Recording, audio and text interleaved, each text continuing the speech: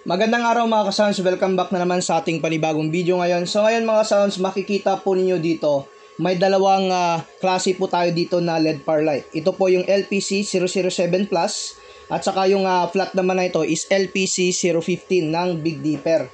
So ngayon susubukan natin kung pwede ba nating pagsabayin yung dalawang klaseng LED par na ito.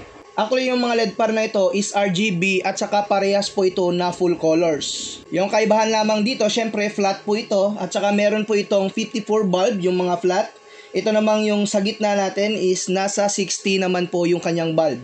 Pero kada bulb po na yan is parehas po na 3 watts. So ngayon connected na po yan dito sa aking DMX controller.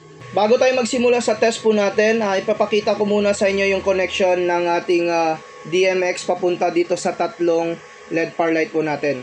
So yan, kailangan po ninyo dito ng tatlong XLR male-female para po makonect po ninyo yung ating LED par dito sa DMX. Makikita po ninyo connected na yung isang XLR po natin. Papunta yan dito sa ating flat LED par. And then, sa pangalawang flat LED par at saka sa pangatlo. So sa mga flat LED par po natin, may in and out po yan. Bali, parang chain naman po yan na idugtong-dugtong po ninyo. Nakaset po tayo dito sa A001. Yan po yung address po niya. Sa pangalawa po natin is A017. Sa pangatlo naman natin is A033. So yung DMX out ng ating DMX, papunta yan dito sa in ng isang LED par. Yung out ng LED par, papunta yan dito sa in ng ating pangalawang LED par. At saka yung pangalawang LED par na out, papunta naman yan dito sa DMX in ng isang LED par po natin.